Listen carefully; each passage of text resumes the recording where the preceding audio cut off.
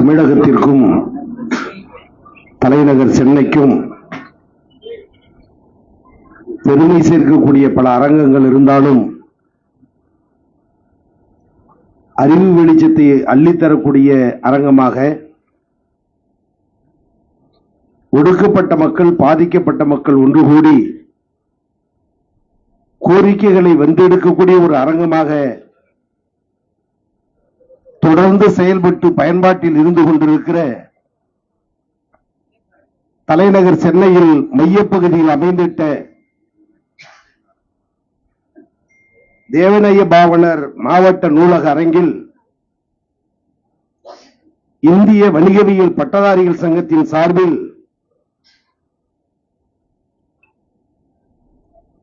ஒடுக்கப்பட்ட தாழ்த்தப்பட்ட மக்களுடைய குரலாக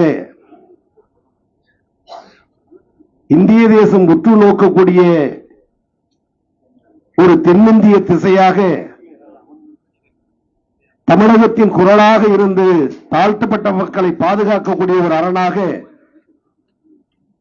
தமிழகத்திற்கு கிடைத்திருக்கிற ஒரு தவ புதல்வர் அனைத்து தரப்பு மக்களாலும் ஏற்றுக்கொள்ளப்பட்டு இன்றைக்கு அங்கீகரிக்கப்பட்ட அரசியல் கட்சி தலைவர்களில் அகில இந்திய தலைவராக விளங்குகிற நமது ஆருயிர் அண்ணன்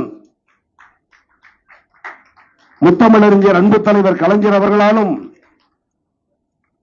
தமிழகத்துடைய முதலமைச்சர் அண்ணன் தளபதி அவர்களாலும் பேரன்பையும் பாசத்தையும் மரியாதையும் பெற்ற மாமனிதர் இன்றைக்கு சமூக நீதி குரல் என்ற விருதுகளை பெறுவதற்கு வருகை தந்திருக்கிற எங்கள் ஆருயிர் அண்ணன் தமிழ் பேராளுமையுடைய பாசத்திற்குரிய எழுச்சி தமிழர் ஆருயிர் அண்ணன் முனைவர் அண்ணன் அவர்களே, அதையொட்டிய நூல் விழாவும் பங்கெடுத்து சிறப்பு செய்யக்கூடிய இந்த நிகழ்ச்சியில் எழுத்தாளர் அசோக் பாண்டியன் அவர்கள் எழுதிய நூல்களை வெளியிடுகிற இந்த இணைய நிகழ்ச்சிக்கு வரவேற்புரை ஆற்றியிருக்கக்கூடிய முதன்மை மேலாளர் அருமை சகோதரர் அருணாசலம் அவர்களே, நோக்க உரையாற்றிய நிகழ்ச்சிக்கான நோக்கங்களை எடுத்து இயக்கியிருக்கக்கூடிய அன்பு சகோதரர் முத்துவளவன் ராசநேசன் அவர்களே, விழாவிலே கலந்து கொண்டிருக்கக்கூடிய நம்முடைய மதிப்பிற்கு மரியாதைக்குரிய மேனாள் முதல்வர் முனைவர் மார்க்கண்டேயன் அவர்களே, பேராசிரியர் முனைவர் மேனாள் முதல்வர் ஜவஹர் அறிவியல் கல்லூரி நெய்வேலியினுடைய மருதூர் அரங்கராஜன் அவர்களே, நூல்களை பெற்று வாழ்த்துறை வழங்க வருகை தந்திருக்கிற தமிழ்நாடு அரசு இடஒதுக்கீட்டு கண்காணிப்பு குழுவினுடைய உறுப்பினர் மருத்துவர் சாந்தி அவர்களே, கும்பகோணம் அரசு கலைக்கல்லூரியுடைய பேராசிரியர் முனைவர் சிவபிரகாசம் அவர்களே, நிகழ்ச்சியில் கலந்து கொண்டிருக்கிற இரா அசோகன் அவர்களே, பெருமை மிகுந்த பாசத்துக்குரிய சகோதரர் செல்வம் அவர்களே, சந்தியா நடராஜன் ஐஆர்எஸ் அவர்களே, கல்வியாளர் சிந்தனையாளர் அண்ணன் நெடுஞ்செழியன் தாமோதரன் அவர்களே, வணிகவியல் கல்வி தொடர்பான தீர்மானங்களை நிறைவேற்றி கல்வியிலும் அனைவருக்கும் அனைத்தும் என்ற நிலையை உருவாக்குவதற்கான உந்து சக்தியை உருவாக்கி இருக்கிற மதிப்பிற்கு மரியாதைக்குரிய நிதி இயக்குனர் ஜான் மனோகர் அவர்களே, இந்த நிகழ்ச்சியை கலந்து கொண்டு வாழ்த்துறை வழங்கியிருக்கக்கூடிய பாசத்திற்கு மரியாதைக்குரிய அருமை அண்ணன் திப்பம்பட்டி ஆரிச்சாமி அவர்களே, உறுப்பினர்கள் ராஜன் அவர்களே, ஹரீஷ்குமார் அவர்களே, நிகழ்ச்சியில் கலந்து கொண்டிருக்கிற எனது அன்பு தம்பி முனைவர் ஆனந்தராஜ் அவர்களே, அருமை அண்ணன் கவிஞர் இளையன் அவர்களே, நம்பியூரை இருக்கிற நித்தியன் ராஜகுரு அவர்களே, எனது துறையினுடைய மக்கள் தொடர்பு அதிகாரி பாசமிகு தம்பி கலை அவர்களே, இன்னும் மனிதவியல் தொடர்பான அறிவு சார்ந்த கருத்துக்களை பெற்றிருக்கக்கூடிய ஆண்டோர்களே, சான்றோர்களே,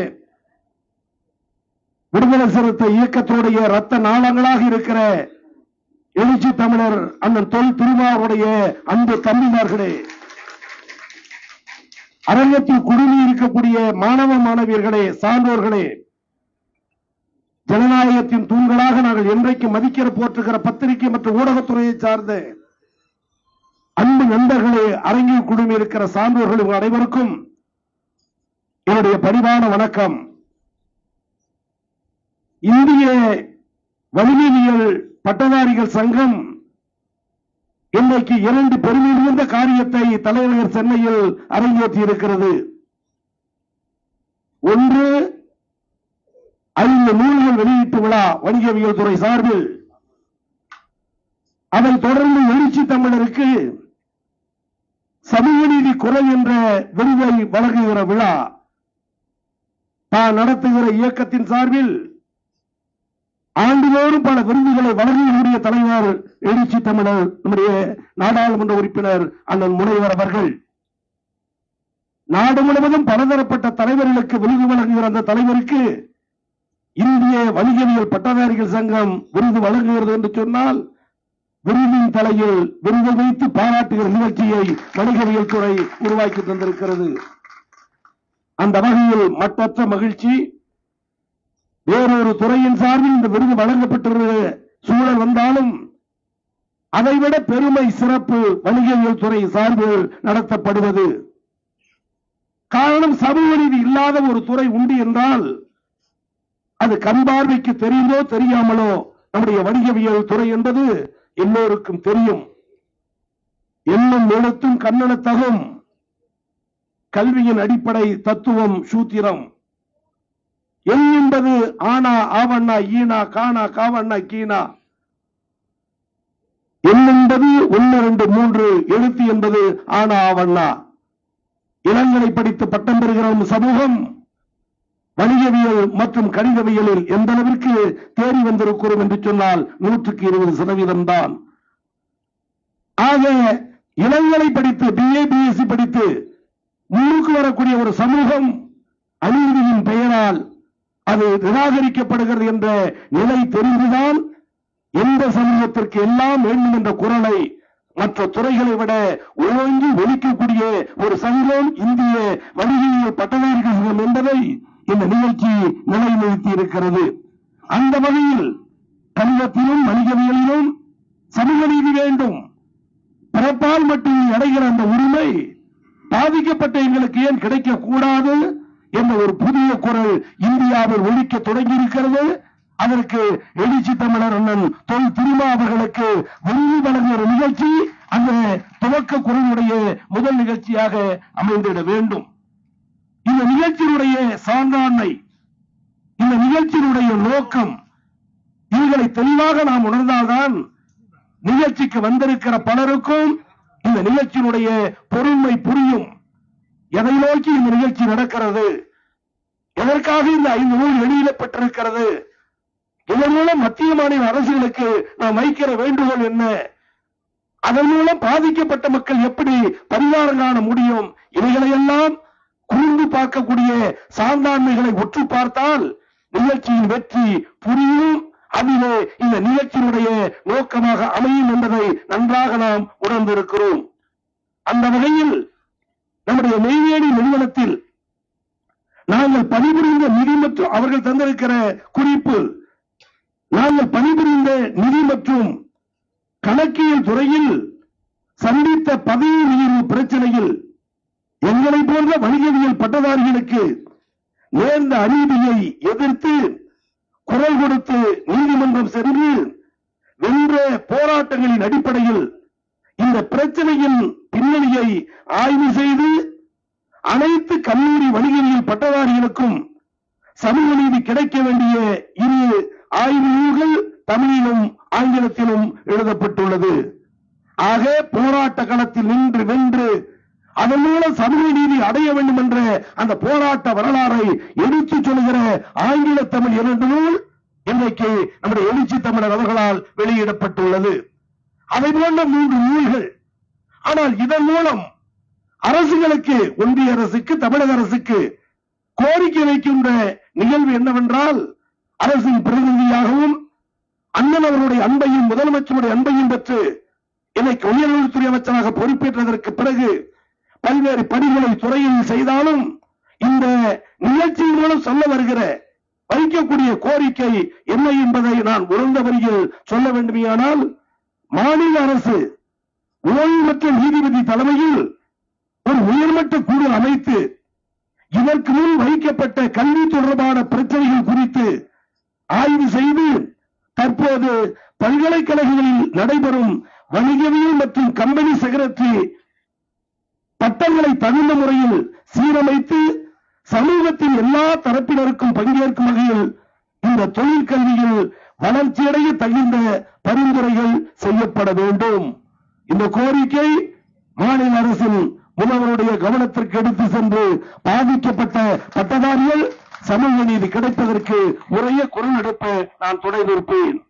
அதோடு ஒன்றிய அரசுக்கு நாம் வைக்கக்கூடிய கோரிக்கை, ஐஐடி மற்றும் ஐஐஎம் போன்ற எல்லா மாநிலங்களிலும் ஐஐஏ இந்தியன் இன்ஸ்டிடியூட் ஆஃப் அக்கவுண்டிங் அமைத்து அவற்றில் பயின்று பட்டம் பெறும் கணக்கியல் மற்றும் தணிக்கையியல் துறையில் பணியாற்ற அங்கீகாரம் வேண்டும். எனவே எப்படி ஐஐடி ஐஐஎம் இருக்கிறதோ அதேபோல் வணிகவியல் துறைக்கும் ஒரு அமைப்பு வேண்டும் என்ற குரலை தமிழகத்தில், தென்னகத்தில், தலைநகரில் இந்திய வணிகவியல் பட்டதாரிகள் சங்கம் குரல் கொடுத்திருக்கிறது.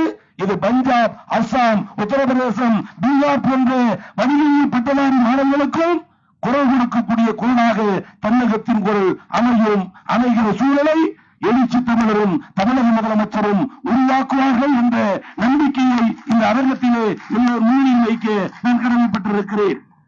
அதே போல சிஏஎஸ் ஏதோ ஆடிட்டர் படிப்பு என்பது அவர்களுக்கு மட்டும் என்ற நிலை இருந்து வருகிற சூழல். அதைதான் நான் சொன்னேன், எண்ணும் எழுத்தும் கண்ணென தகுந்ததை போல் எண்ணில் இருக்கிற ஆர்வம் குறைவு, எழுத்தில் இருக்கிற அக்கறையும் ஆர்வமும் அதிகம். எங்களை தொகுத்து உரையாற்றியவர் சொன்னார், 2 முனைவர்கள் மேடையில் விற்றிருக்கிறார்கள், ஒருவர் எழுச்சி தமிழர், மற்றொருவர் மாண்புமிகு அமைச்சர் என்று. இன்றைக்கு தன்னுடைய பெயருக்கு பின்னால் BA, BSc, BCom தமிழகத்தில் யாரால் எப்படி கிடைத்தது? 60 ஆண்டுகளுக்கு முன்பு நம்முடைய தாத்தா பாட்டி பெயருக்கு பின்னால் பட்டப்படிப்பு உண்டா? அப்பா அம்மா படிப்புக்கு பின்னால் பட்டப்படிப்பு உண்டா? ஆனால் இந்தியாவில் இன்றைக்கு தன்னுடைய பெயருக்கு பின்னால் BA, BSc, BCom, MA, MSc, MCom என்று ஜாதி பெயரை துண்டித்துவிட்டு பட்டப்பெயர்கள் போட்டுக் கொள்வதற்கு அடிப்படை காரணம் அண்ணல் அம்பேத்கர் அவருடைய சமூக சிந்தனையால் எழுப்பப்பட்ட எழுச்சியும் திராவிட இயக்கத்தின் தூண்களாக இருந்த பெரியார், அண்ணா, கலைஞர் போன்றவர்கள் விதைத்த விதையும் தமிழகத்தில் கட்டி காப்பாற்றப்பட்டு இன்றைக்கு அண்ணன்களால் நிலுவை செய்யப்பட்டு ஆளுகைக்கு உட்படுத்தப்பட்டிருக்கிறது. ஒருவேளை அந்த கருத்தியல் தமிழகத்தில் விதைக்கப்படாமல் இருந்திருந்தால் பீகாரை போல், உத்தரப்பிரதேசத்தை போல், மத்திய பிரதேசத்தை போல் தாழ்த்தப்பட்ட மக்கள் முன்னேற முடியாமல் இருந்திருப்பார்கள். இருமுனைவர்கள் மேடையில் என்று சொன்னீர்களே, மற்ற மாநிலத்தில் இப்பேற்பட்ட காட்சியை காண முடியாது. அதற்கு தாய் வீடு தமிழகம் என்பதுதான் சாலச் சிறந்த பெருமை. அதற்கு காரணம் கற்றலும் கற்பித்தலும் அவன் தொழில், எவன் தொழில்? அவாள் தொழில். ஐயர், ஐயங்கார், சர்மா, சாஸ்திரி. நீ சூத்திர ஜாதி, காலில் பிறந்தவன், கல்வி கூடாது, பள்ளிக்கூடம் போகக்கூடாது, அடிமை வேலை செய்வதுதான் உன் பிறப்பின் ரகசியம். நெத்தியில் பிறந்தவனுக்கு, தோளில் பிறந்தவனுக்கு நீ கொத்தடிமையாக இரு. 60 ஆண்டு 70 ஆண்டுகளுக்கு முன்னால் தமிழகத்தின் நிலை அதுதானே. அதுதானே உண்மையும் கூட. ஐயர், ஐயங்கார், சர்மா, சாஸ்திரி, நீ படிக்க கூடாது, கற்றலும் கற்பித்தலும் அவன் தொழில். ஒருவேளை கல்வி ஓசை ஆனா அவண்ணா சூத்திரன் காதில் பட்டுவிட்டால் அவன் காதில் ஈழத்தை காட்சி ஊத்த வேண்டும். மனுஸ்மிருதி, மனுஸ்மிருதி எழுதி வைத்த சட்டம். ஆனால் அம்பேத்கர் என்ற மாமனிதர் பிறந்ததற்கு பிறகுதான் மனுஸ்மிருதி தூக்கி எறியப்பட்டது. இந்திய அரசியலமைப்பு சட்டம் இந்தியாவில் நிலைநிறுத்தப்பட்டது. திராவிட இயக்கம் அதை தூக்கி பிடித்தது. அதன் விளைவு ஏதோ ஒரு மூலையில் பிறந்த கோவிசல் என் பெயருக்கு பின்னால் முனைவர் என்ற பட்டம் கிட்டிருக்கிறது என்று சொன்னால் திராவிட இயக்கமும் அண்ணல் அம்பேத்கரும் செய்து தந்த சாதனை என்பதை நான் அறிவேன், உணர்வேன். அந்த விசுவாசம்தான் இன்றைக்கு மக்களை பார்க்கிற பொழுது, பாதிக்கப்பட்ட மக்களை பார்க்கிற போது, புறந்தள்ளப்பட்ட மக்களை பார்க்கிற பொழுது, இந்த வேட்டியும் அழுக்கு துண்டோடும் இருக்கிற அந்த தொண்டன் மீது தோளில் கை போட்டு நான் பேசுகிறேன் என்று சொன்னால் சமத்துவத்தை உருவாக்க வேண்டும் என்பது அந்த அம்பேத்கர் கருத்தும் ஐயா பெரியாருடைய கருப்பு சட்டை சிந்தனை என்பதை உணர்ந்த காலத்தால் இன்றைக்கு சமத்துவத்தை நாம் நிலைநிறுத்துகிறோம். 1000 அரசியல் பிரச்சனை வீற்றிருக்கிற தலைவருக்கு ஒன்றா இரண்டா, 1000 உற்று நோக்குகிறது. அகில இந்த தலைவர்கள் சுற்றி சுற்றி வருகிறார்கள். உன் கருத்து என்ன என்பதை அறிய முற்படுகிறார்கள். 2026 தேர்தலில் இவர்களுடைய கருத்தை, எழுச்சித்தனுடைய சிந்தனையை என்னவென்று இந்தியா உற்று பார்க்கிற நேரத்தில் அறிவித்து சொன்னார், என்றைக்கும் பாசிசத்திற்கு துணை நிற்க மாட்டேன். முதலமைச்சருடைய பிறந்தநாள் விழா, 28 கட்சிகளுக்கு மேற்பட்ட தலைவர்கள் மேடையிலே எல்லோரும் பேசுகிறார்கள். தனக்கான வாய்ப்பு வந்தபொழுது சொன்னார், திராவிட இயக்கத்தின் வாரிசாக விளங்குகிறார் அருமை சகோதரர், அவர் பெயரை சொல்லிவிட்டு பெரியார், அண்ணா, கலைஞர், அம்பேத்கருடைய கருத்துக்களை தமிழகத்தில் தூக்கி நிறுத்த வேண்டுமானால் ஒட்டுமொத்த எல்லா கட்சிகளுக்கும் ஒரு வேண்டுகோள் வைக்கிறேன், மு.க. ஸ்டாலின் தலைமையில் நான் ஒன்றுபடுவோம் என்று சொன்ன உங்களுடைய குரல் அனைத்து கட்சி தலைவர்களையும் எங்கள் முதலமைச்சருக்கு பின்னால் அணிவகுக்க தொடர்கின்றது. எனவே சொல்கிறோம், திராவிட சிந்தனையோடு இருக்கிற நாங்கள், திராவிட கொள்கை வசப்பட்டிருக்கலாம், ஆனால் அம்பேத்கருடைய கொள்கையை உயர்த்தி பிடித்தால் தமிழகம் பாதுகாக்கப்படும், அது இந்தியாவிற்கு விடுவெளியாக மாறும் என்பதில் எந்த மாறுபட்ட கருத்தும் கிடையாது. அதை உணர்ந்த காரணத்தால் தான் மரியாதைக்குரிய நினைவு வாழ்கிற அன்பு தலைவர் டாக்டர் கலைஞர் அவர்கள் சமத்துவபுரம் திட்டத்தை உருவாக்கினார். ஜாதி ஒழிப்புக்கான பல்வேறு காரணகாரியங்களை செய்து காட்டினார். அம்பேத்கர் பெயரில் சட்ட பல்கலைக்கழகம், கல்லூரிகளுக்கு பெயர் சூட்டினார். வாய்ப்பு வந்த பொழுது போக்குவரத்து கழகத்திற்கும் பெயர் சூட்டினார். பிபிசியிடம் எடுத்துச் சொல்லி ₹1 நாணயத்தில் அம்பேத்கர் படம் பொறிப்பதற்கு துணை நின்றவர் முதலமைச்சராக இருந்த கலைஞர் அவர்கள். இதை மீண்டும் சொல்ல காரணம், எங்கள் அன்பு தோழர்களே, எந்த துறையில் எந்த சமத்துவம் வர வேண்டும் என்று நீங்கள் நினைக்கிறீர்களோ அந்த சமத்துவத்தை பெறுவதற்கு எழுச்சி தமிழரும் தமிழக முதலமைச்சரும் துணை நிற்பார்கள். அதற்கான வெற்றி பாதையில் நானும் எடுத்துச் செல்வதற்கு துணை நிற்பேன் என்பதை அன்போடு தெரிவிக்க கடமைப்பட்டிருக்கிறேன். நான் கூட நினைத்து பார்த்தேன், எழுச்சி தமிழருக்கு விருது வழங்கும் விழா வரவேற்கக்கூடியது, நாடே பாராட்டக்கூடியது. தமிழ் துறை சார்பில் அல்லது வேறொரு துறையின் சார்பில் இருந்தால் கூட அதில் மகிழ்ச்சி கிடையாது. பலரும் தமிழ் பட்டதாரிகள் உண்டு, பலரும் வரலாறு பட்டதாரிகள் உண்டு, பலரும் புவியியல் பட்டதாரிகள் உண்டு. எந்த துறையில் நம் சமூக மக்கள் குறைவாக இருக்கிறார்களோ அந்த துறையில் ஒரு தலைவனை உயர்த்தி பிடிக்க வேண்டும் என்ற விருதை நம்முடைய மரியாதைக்குரிய நாடாளுமன்ற குழு தலைவருக்கு வழங்கியிருக்கிறீர்கள். அதை எண்ணி பார்க்கிற நேரத்தில் இந்த எளியவனை எதற்கழைத்திருக்க வேண்டும் என எண்ணிய போது நான் உணர்ந்தேன். மீண்டும் சொல்கிறேன், கல்வி கற்பதற்கே தகுதியில்லை என்று சொன்ன ஒரு ஜாதியில் பிறந்த எளிய தொண்டன் தஞ்சை மாவட்டத்தில் திருவிடைமருது தொகுதியில் ஒரு குக்கிராமத்தில், அடையாளம் தெரியாத குக்கிராமத்தில் பிறந்தவனை 2011, 2016, 2021 3 தேர்தல் நின்ற பொழுது 2011 அந்த தொகுதியை தனது இயக்கத்திற்கு வர வேண்டிய தொகுதியை தம்பி செழியில் இருக்கிறான் என்று தலைவரிடத்தில் ஒப்படைத்த காரணத்தால் இன்றைக்கும் எனக்கு நன்றி விசுவாசம் அண்ணன் மீது அளவுக்கு அதிகம் உண்டு. ஒருவேளை நாடு முழுவதும் சுற்றித் திரிந்த ஒரு பேச்சாளருக்கு வாய்ப்பு கேட்கிறார், தர இயலாது நான் வைத்துக் கொள்கிறோம் என சொல்லி இருந்தால் இந்த எளியவருடைய பெயரை முதலமைச்சர் அறிவிக்க வாய்ப்பு குறைவாக இருந்திருக்கும். ஆனால் அந்த நேரத்தில் என் தலைவருடைய மனமறிந்து எனக்கு வாய்ப்பு தந்த மரியாதைக்குரிய அண்ணன் அவர்களுக்கு ஆயிரம் முறை அந்த விசுவாசம், அன்பு, பாசம் பட்டு போகாமல் இந்த எளியவனுக்கு இருக்கிற காரணத்தால் தான் இன்றைக்கு இந்த விழாவுக்கு அழைத்த போதும் கூட சட்டமன்ற உறுப்பினராக இருந்தேன். 2 முறை எதிர்கட்சி அரசியல், ஆளுங்கட்சி ஆனது அரசின் தலைமை கொறடா. முதலில் ஒரு தாழ்த்தப்பட்டவர் அரசு கொறடாவாக இருந்த முதல் சம்பவம் இந்த எளியவன் கோவிசெலியன் சம்பவம். 3 ஆண்டுகள் ஓடியது. அமைச்சரவை மாற்றம் என்ற செய்தி கிட்டியது. பகுதி வேண்டும் என்ற சூழல் எழுந்தது. அண்டை மாநிலத்தில் அதற்கான குரல் ஒலித்தது. அமைச்சரவை மாற்றம் என்ற நிலை கிட்டியது. 2 மாதம் 3 மாதம் ஆறி போனது. இறுதியாக காஞ்சிபுரத்தில் திராவிட முன்னேற்ற கழகத்தின் பவள விழா நிகழ்ச்சி, அனைத்து கட்சி தலைவர்கள் பங்கேற்ற நிகழ்ச்சி. அண்ணன் உள்ளிட்டோர் பேசுகிறார்கள். நிகழ்ச்சியில் பார்வையாளராக வந்திருக்கிறேன். காஞ்சிபுரத்தில் முடித்துவிட்டு சென்னை திரும்புகிறோம். துணை சபாநாயகர் அண்ணன் பிச்சாண்டி அவர்களோடு 4 நிமிடத்தில் அவருடைய உதவியாளர் செல்போனில் டிவி பார்க்கிற பழக்கமுடையவர் பிரேக்கிங் நியூஸ் என்று சொன்னார். பிச்சாண்டியிடம் என்ன என்று பார் என்றார். அமைச்சரவை மாற்றம் என்றார்.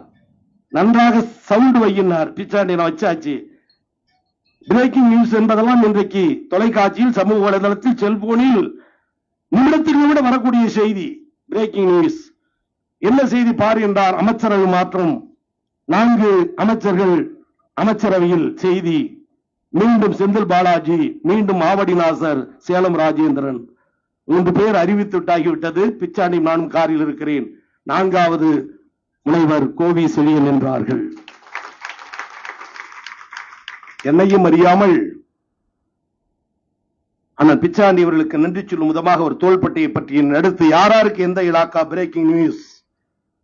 மதுவிலக்கு மற்றும் ஆயத்தீர்வை செந்தில் பாலாஜிக்கு, சிறுபான்மை மற்றும் வெளிநாடு வாழ் தமிழர்கள் ஆவடி நாசர், சுற்றுலாத்துறை சேலம் ராஜேந்திரன், கோவி செழியன் என்று நிறுத்திய பொழுது நான் எல்லையும் அறியாமல் உணர்ந்தது. அறிவித்தார் உயர்கல்வித்துறை அமைச்சர். எந்த சமூகத்திற்கு கல்வி இல்லை என்றார்களோ, எந்த சமூகத்தின் காதில் ஈயத்தை காய்ச்சி ஊத்து என்றார்களோ, அந்த சமூகத்தில் பிறந்த ஏழை தொண்டன் கோவி செழியன் அம்பேத்கருடைய சட்ட புரட்சியாலும், தந்தை பெரியாருடைய சமூக புரட்சியாலும், கலைஞர் போன்றவர் விதைத்த விதையாலும் எங்கள் ஆயுர் அண்ணன் திராவிட முன்னேற்ற கழக தலைவர், தமிழ்நாட்டு முதலமைச்சர் அண்ணன் தளபதி ஒரு ஏழை தொண்டனை எந்த ஜாதிக்கு மறுக்கப்பட்டதோ அந்த ஜாதியில் பிறந்தவளை இந்தியாவில் முதலில் உயர்கல்வித்துறை அமைச்சரின் நிலையை அறிவித்தார் என்று சொன்னால் நான் நினைத்து பார்த்தேன். இன்றைக்கு நினைத்து பார்க்கிறேன். இந்த விழாவில் பங்கேற்பது எனக்கு சால பெருமை. இவர்களுக்கு விருது கொடுக்கிற விழாவில் நான் பங்கேற்பதை விட இன்னும் பெருமையாக எதை உணர முடியும். அந்த வகையில் அண்ணன் அவர்கள் இன்னும் மேலும் இன்னும் எல்லா நிலையிலும் உயர்ந்த நிலையில் பல விருதுகளை பெற வேண்டும் என மனதார வாழ்த்தி, எந்த சமூகத்திற்கு எந்த பாடத்திட்டம் இல்லையோ அந்த துறையின் பாறையில், அந்த துறையின் சார்பில் சமூக நீதியை நிலைநாட்டுகிற இந்திய வணிகவியல் துறைக்கு மனமார்ந்த வாழ்த்துக்களை, பாராட்டுகளை சங்க நிர்வாகிகளுக்கு தெரிவித்து இன்னும் பல நிகழ்வுகள் இன்றைக்கு துணை முதலமைச்சருடைய பிறந்த நாள் விழா இதை முடித்துவிட்டு சிவானந்தா குருகுலத்தில் மதிய உணவு அவர்களோடு இருந்து கொடுத்து உணவு இருந்த வேண்டிய சூழல். அதையும் தொடர்ந்து பரலூரில் இருக்கக்கூடிய வெண்புள்ளி நோயாளிகள் இருக்கக்கூடிய பகுதி கலைஞர் அவர்களால் துவக்கி வைக்கப்பட்ட அந்த மறுவாழ்வு இல்லத்திற்கும் சென்று அவர்களோடு மதிய உணவு வழங்க வேண்டிய ஒரு சூழல். எனவே சான்றாண்மை மிக்க அறிஞர்கள் பேசுகிற பேச்சையும் கேட்க வேண்டும், எழுச்சித்தனுடைய வீர உரையையும் கேட்க வேண்டும் என்ற ஆசை இருந்தாலும் பணியின் இடையிலே இந்த நிகழ்ச்சிக்கு கூட தோழர்கள் என்னை சந்தித்து தேதி கேட்ட பொழுது சொன்னார்கள். எந்த தேதி என்று சொன்னேன். மாண்புமிகு எம்பி அவர்கள், எழுச்சி தமிழர்கள், நீங்க சொல்லுகிற தேதியில் நாங்கள் வருவதாக சொன்னார் என்று சொன்னார். அடுத்த வினாடி சொன்னேன், 1000 பணிகள் அவருக்கு, 1000 பிரச்சனைகள் அவருக்கு. நான் வருகிற தேதியில் எப்படி தலைவருக்கு நான் தேதி தர முடியும்? அல்ல, தலைவர் எந்த தேதி தருகிறாரோ அந்த தேதியில் நான் வருவேன் சொன்ன வார்த்தை. அப்படியே நிர்வாகிகள் இருக்கிறார்கள். இல்லை மீண்டும் அழுத்தம் கொடுத்தார்கள். நீங்க சொல்லுகிற தேதியில் இருந்தார். உங்க அழுத்தத்தை நான் புரிந்து கொண்டேன். 10 மடங்கு நீங்கள் அழுத்தம் கொடுத்தால் 1000 மடங்கு நான் திருப்பி அழுத்தம் தருகிறேன். அவர்கள் எந்த தேதியோ அந்த தேதி என் தேதி என்று சொன்னேன். அண்ணன் வந்திருக்கிறார், அண்ணனோடு தம்பி வந்திருக்கிறார். தமிழகத்தை காப்போம். நன்றி, வணக்கம்.